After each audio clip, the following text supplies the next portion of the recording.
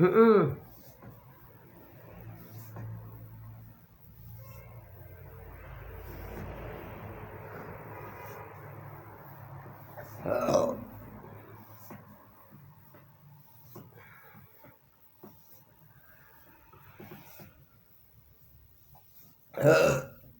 দেখছেন ফ্যাটের বাপ হজম হয়ে যেতেছে গা।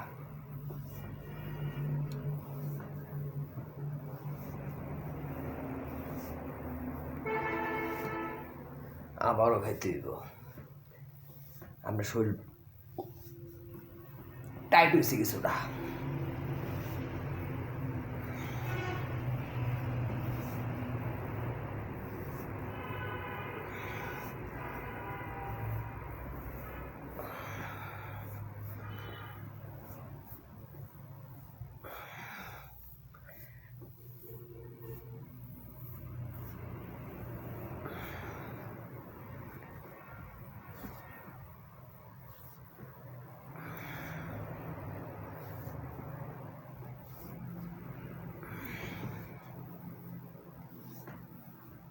দেখছেন প্যাডের বাদ তো হজম হইতেছে, ফুটকিতে পা ধোয়ারি দিতেছে কেরে, কঠিন পরিশ্রম তো। এটা মোসাফা না রে বাবা।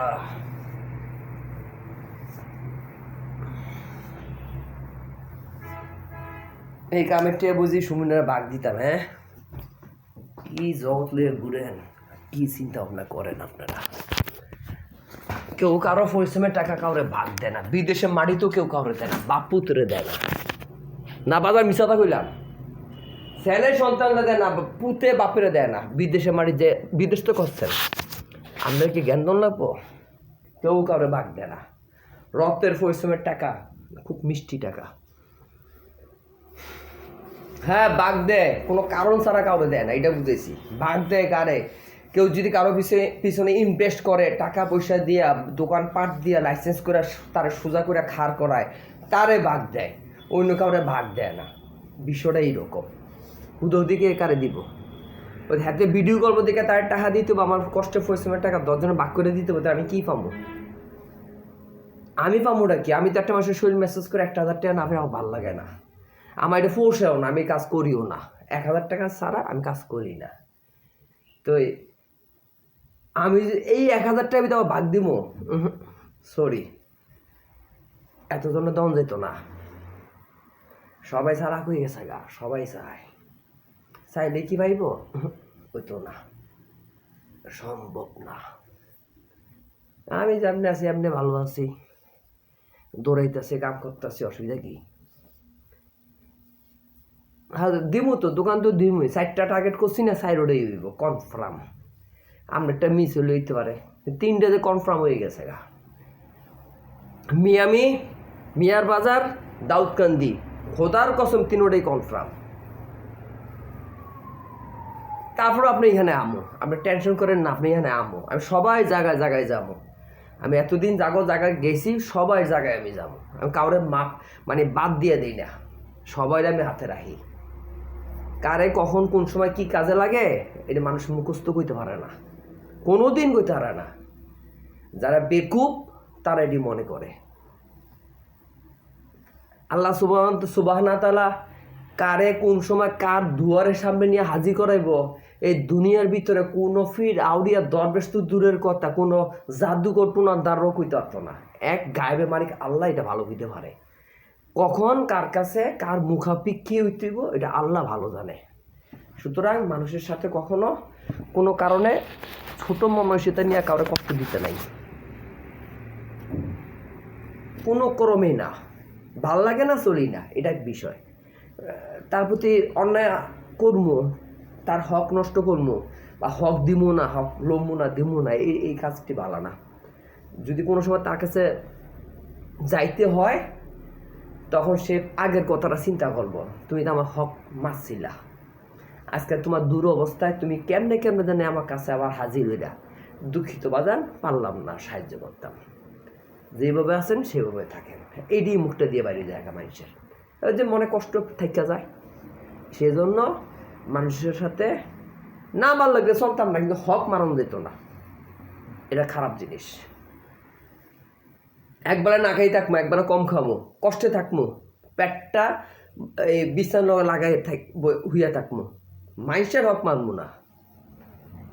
হক মারলে ওই ওই লোকটার কাছে আমার একদিন যাইতে হইব, আল্লাহ ভাড়াইব মৌতের আগে, আল্লাহ ওই লোকটা মুখোমুখি করাইব। তাহলে লাভটা কি হইল? ঘুরে গেটা যে লাউ হে কদু।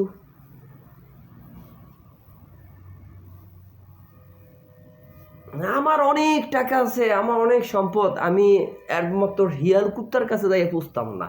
এত বড় আশা করা যায় না, এত বড় অহংকার নিতে নাই। আর অহংকারী মানুষের অধঃপতনের মূল কারণ, আর কিছু না।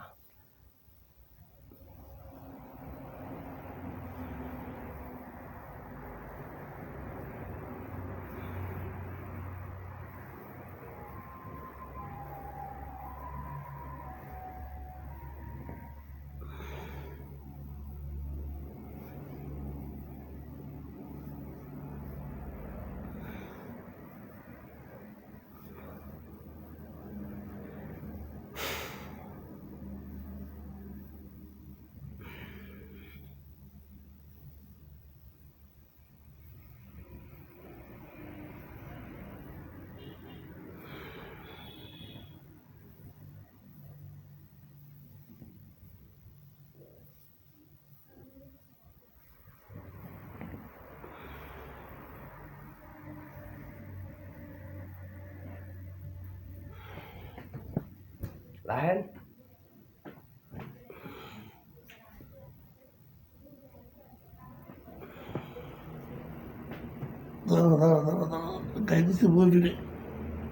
দেখেন ধরা খেয়ে লেছে, এখানে দিয়েছি ওইখানে গাই খেয়ে লেছে।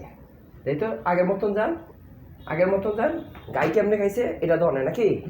দেই তো হাত দুটো পিছে নেন, হাত দুটো পিছে নেন। হ্যাঁ, লিবিল থাকেন। দেই তো গাই কদ্দুর খাইতে পারে আরো? খাইনি? হ্যাঁ, ঠান্ডার থেকে রগের ভিতর টানা খাইছে, এলে গাই খাইছে নাকি? রগটা টানা না খেলে কি গাই খাইতো নাকি? ঠান্ডা দিয়ে গুঁতে দিছে আপনার এখন যাইয়া। আমি এই ব্যায়ামটি কেন করাইতেছি অন্য কোনো কারণ না, আমি দেখতেছি কোন রগটা টান খায়, খাইয়া লাগ। আমার সামনে খাইলেও সুস্থ হয়ে যাবেন, আমার পিছনে টান খাইলে স্ট্রোক হয়ে যাবো গা, বিষয় এটা।